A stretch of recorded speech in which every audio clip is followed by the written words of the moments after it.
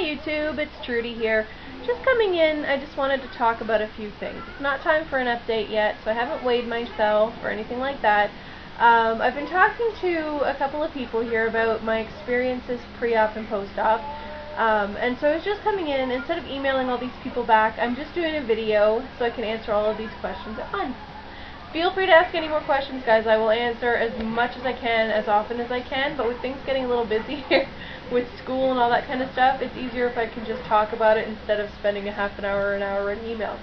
So here we go. I've had some questions about the diet pre-op, about the OptiFast stage.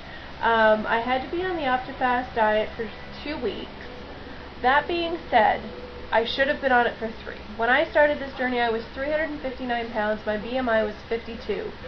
The doctor prescribed 3 weeks of OptiFast for me, so I bought 3 weeks worth of OptiFast. When the receptionist called to book my surgery, she gave me the date to start my OptiFast, and I didn't question it, but then I looked later after I got off the phone with her, and it was only 2 weeks. So instead of calling back and begging to do OptiFast for another week, I just did the 2 weeks. The first 4 to 5 days on OptiFast were the hardest. I was very emotional. My body was detoxing. I was losing a lot of fluids. I lost 5 pounds in the first day alone. In the first 24 hours, I lost 5 pounds on OptiFast.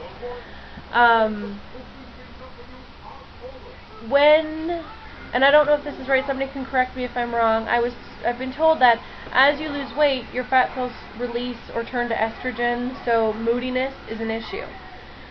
In my OptiFast stage, moody, wow, tears, crying, feeling sorry for myself, questioning the decision to have this surgery.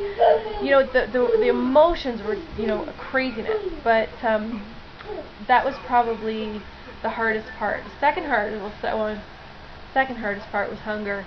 I was starving. A lot of people say that once they're on the OptiFast for, you know, 4 or 5 days, the hunger slowly dwindles and you don't feel that hunger anymore.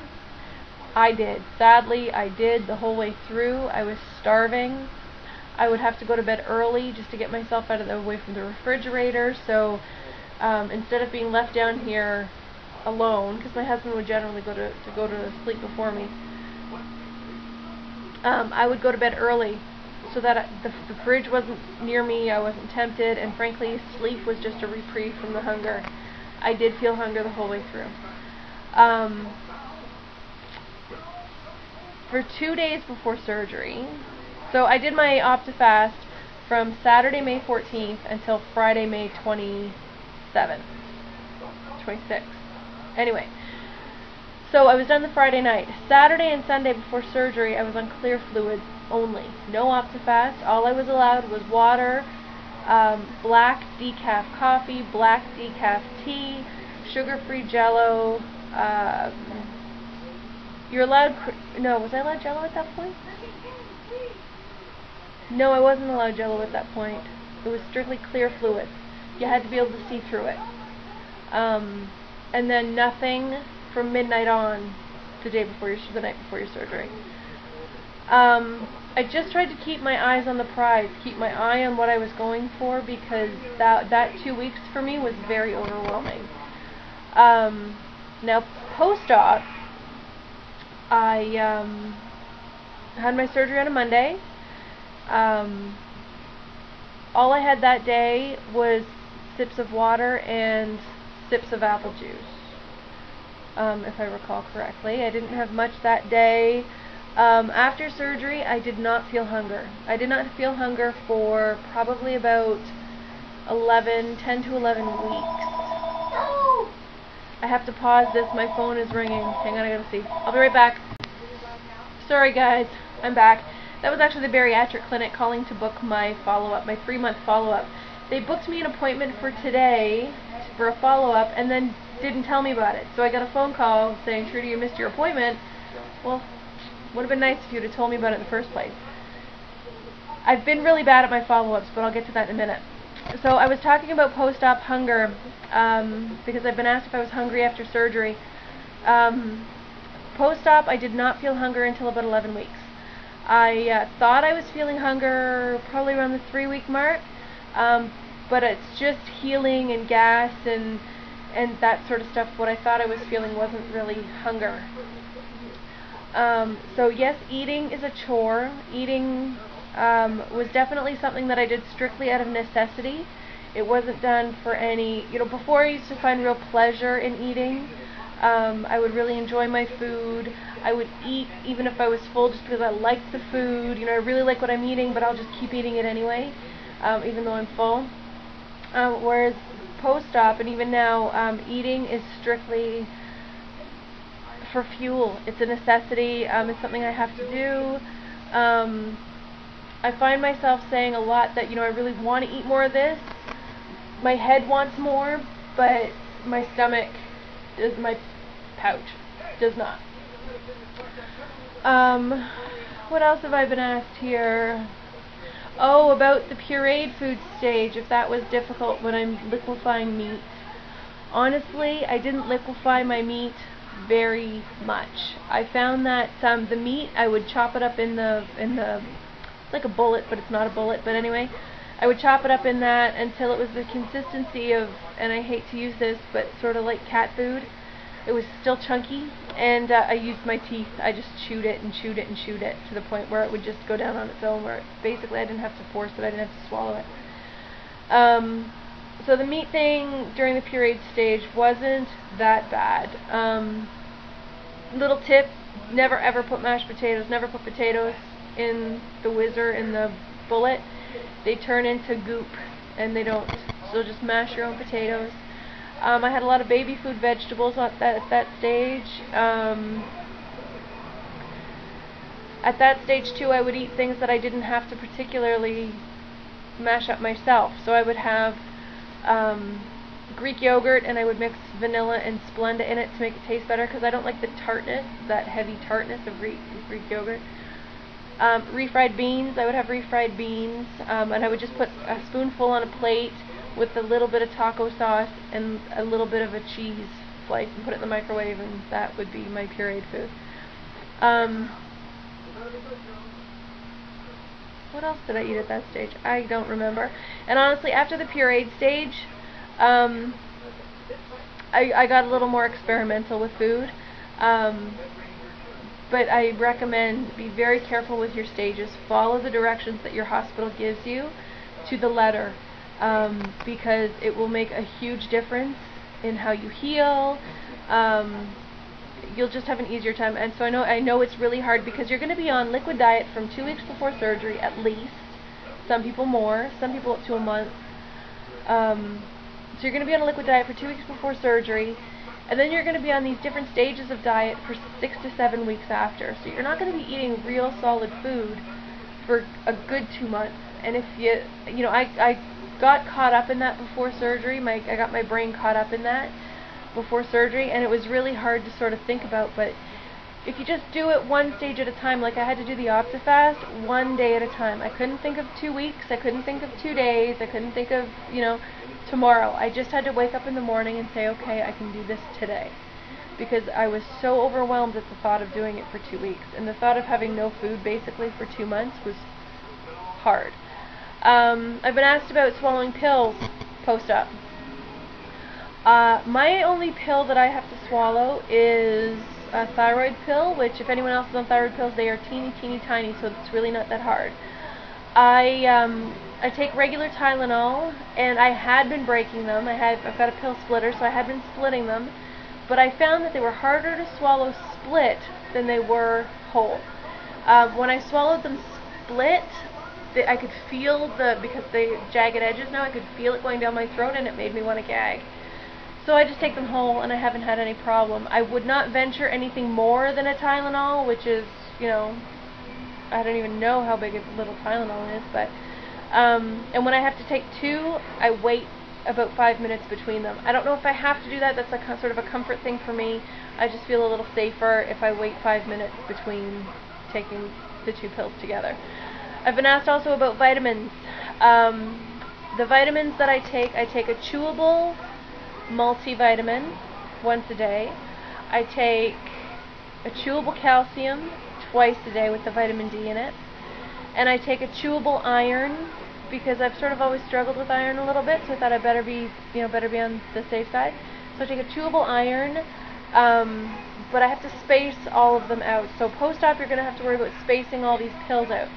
So my thyroid pill can't be taken around other pills, so I take that first thing in the morning. Then for lunch I have a calcium. For dinner I have a calcium, and then at bedtime I take my multi and my iron. So you have to sort of get into a routine for that. What else? I've been asked about the diabetes. Before the surgery I was pre-diabetic, and within 2 weeks my pre-diabetes was gone. My sugars were normal. I haven't had any problems with sugars. Excuse me. Before the surgery I also had sleep apnea. I don't snore anymore. My husband says it's like night and day. It's, before surgery he could hear me snoring from downstairs if he came, when he got up before me, but now he says it's like night and day. It's a huge difference. I don't snore anymore.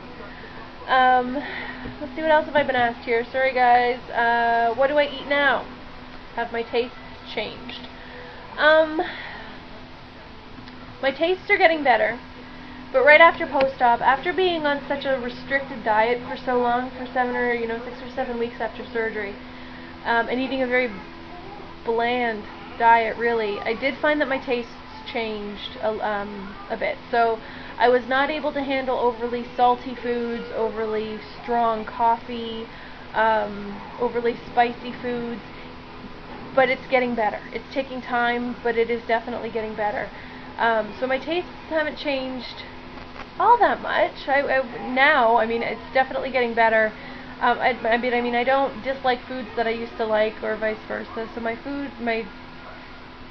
tastes haven't changed that much.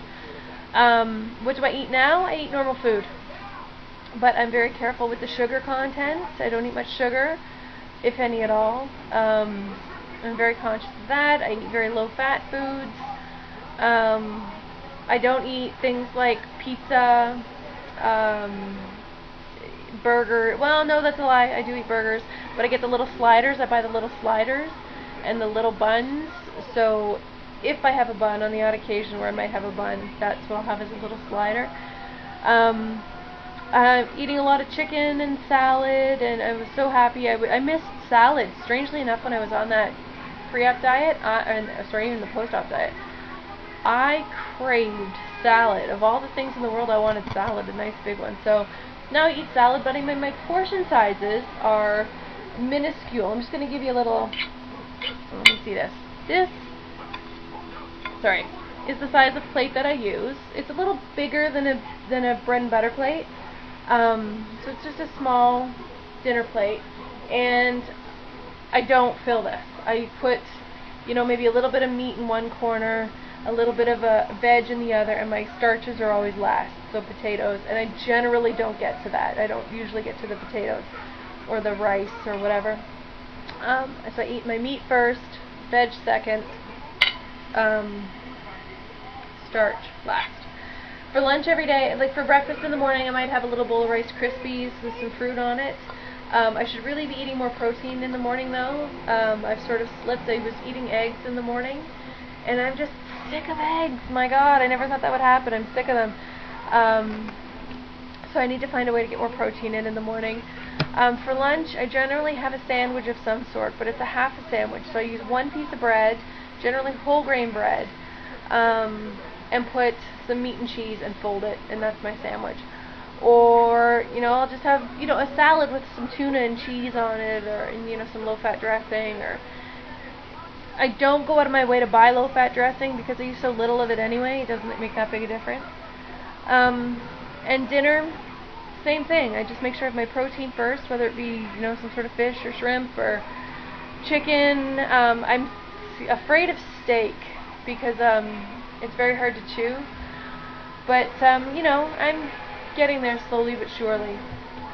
And I'm probably running out of time here. I'm just going to see here. Do I miss any foods? Yes, I miss cake. I miss cake. I really loved cake, and it did bad things to me. So when I'm in the presence of cake, I have a hard time. But that's probably all I miss. You know, my whole big thing is I have to remove my brain is also always associated food and happiness. Birthdays with birthday cake, Christmas and turkey dinner, you know, Thanksgiving and copious amounts of food, Halloween, candy. So my brain is always associated these special occasions and these happy times with food. And I'm trying to make my brain realize that I can be happy and I can celebrate and I can commemorate these occasions, and food does not have to be how I do it. That is going to be what takes the most time, because I'm surrounded by people, obviously, because it's just that's just socially what we do. I'm surrounded by people who associate birthdays with cake and, you know, happiness with food. So I'm trying to break those ties and to make my brain understand that I can live without the birthday cake. If I have to have a birthday salad, then that's what I will do. So anyway, guys, I'm sure I'm running out of time here. I'm going to go. I hope that's answered some questions. If you have any more, fire them away. I am an open book. I will let you go. Talk to you later, guys. Bye.